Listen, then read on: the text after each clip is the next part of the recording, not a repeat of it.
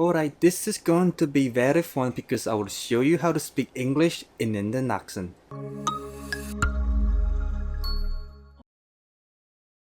In this video, I just want to talk about one of my favorite accents in English, which is the Indian accent.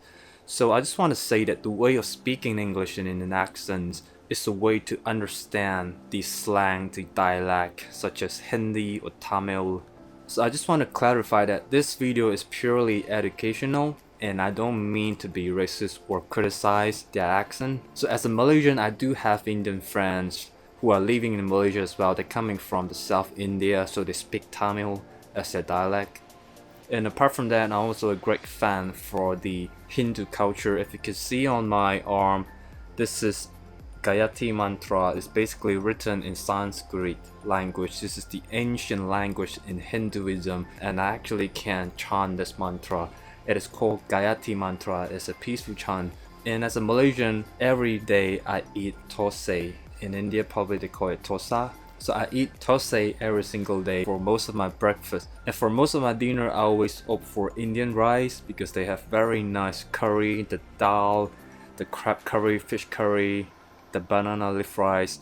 And I always like to finish it off with the rasam, which is a soup that basically will just sweeten up your spices after you've eaten up so many hot stuff. So anyway, enough of this crap. Let's start to learn how to speak English in Indian accent.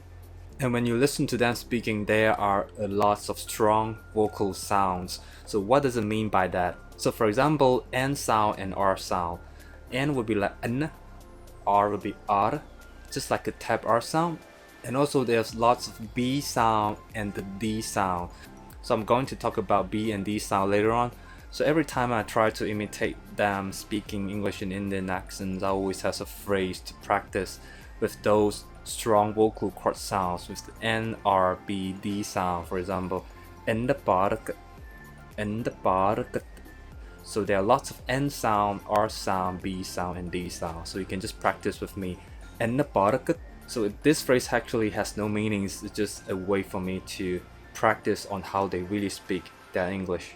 But in my point of view, that speaking Scottish English is just like speaking Indian accent English, because they have the same tap R sound, and also for those words that have the alphabet A, for example, dad, man, black, hat, so they have the R sound just like Scottish English. So what makes Indian accent different from the Scottish English is the strong vocal cord sounds that I've mentioned previously, and also the different intonations.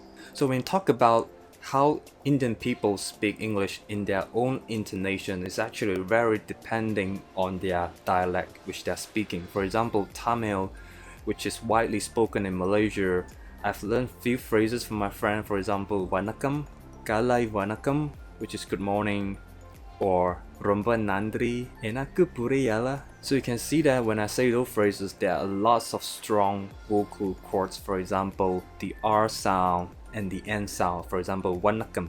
So we can see that strong vocal cord for the N sound, Vanakkam. And Scottish people would say, that man is impressive, I never thought he could survive. That man is impressive, I never thought he could survive. So Indian people will probably say, that man is impressive, I never thought he could survive. So for the phrases, that man is impressive, THAT, they will tend to say as D sound with the strong vocal sound. For example, that man is impressive. That man is impressive. And for the N sound, they will say it as N. And impressive, instead of having the voiceless consonants like impressive, with the strong P sound, they will say it as impressive. That man is impressive. And Scottish people will say pretty differently, like that man is impressive with a strong P sound. So right now let's start with the first trick, which is the letter R and the alphabet A, which I've talked about it just now. Is that whenever you see words that have the letter R, you need to really pronounce the tap R sound or the urp R sound. And for the A sound, you will have to say it as A. For example, character, actor, I would like to be an actor, with the very strong R sound at the end. And practice, so you can see that the R and the R sound are pretty similar with the Scottish English, so you need to practice on the R sound very seriously, because with those phrases that I'm going to talk about have a lots of R sound, so you need to keep in mind to pronounce the R sound. And right now let's go to the second trick, which is the P sound. As I mentioned earlier, P is an unvoiced consonant. Whenever you produce a P sound, you need to have a puff of air, for example, P, P, P. And they tend to say it with a little puff of air, and they would tend to say it as a B sound instead. So let's have some example. The first one is paper. They will say paper. So you can notice the R sound at the end. Paper and paper. Poor, poor. Pride, bright, proud. So you can notice the D sound instead as a strong vocal sound. I'm proud of you. And privilege, presentation, performance, pen, practice. I come from a poor family, but there is no privilege at all. So you can notice that whenever you see those words that starting with the letter P and the R, they tend to say it as BR sound. Like I mentioned previously, proud, they will say as proud. I'm very proud of you. What is your occupation? I'm an IT programmer. So you can see that there is a strong BR sound. As I mentioned the word programmer, they will say it as programmer with a strong A sound with a programmer. What is the point of having me here? There is no pen and paper. So you can notice that when I say these phrases, the R sound is really important, that you need to generate the tap R sound or the R sound. If you say paper without the R sound, it will not sound pretty good. For example, paper, it will still sound a little bit like Indian accent. If you add the R sound at the back, it will sound pretty good. For example, paper, where is my pen and paper? And also the word poor, they will say it as poor. I'm very poor. So let's go to the third trick, which is the T sound. So T again is an unvoiced consonant. So whenever you say the word T, you need to have a puff of air like t, t. Train, trust, with a strong unvoiced consonant with a puff of air. So they tend to cover it with a D sound instead. For example, train, they will say as train. For example, travel, travel, transportation, trouble, traffic. And also it's very important whenever you see the letter T at the end of a word, for example, but. Of course, they will not have the unvoiced consonants like but. They will tend to say it as but with the D sound as a strong vocal sound.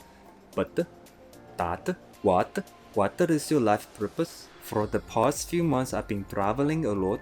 So right now let's listen to me saying this phrase very slowly. You have to train very hard because practice will make it perfect. So what did you get it from here? For the train, they will say that as trained. So remember there's a letter N at the end, so as usual have a very strong vocal sound, trained, with the N sound. And also the word hard, there's a D at the back, try to make a strong vocal sound at the end, hard.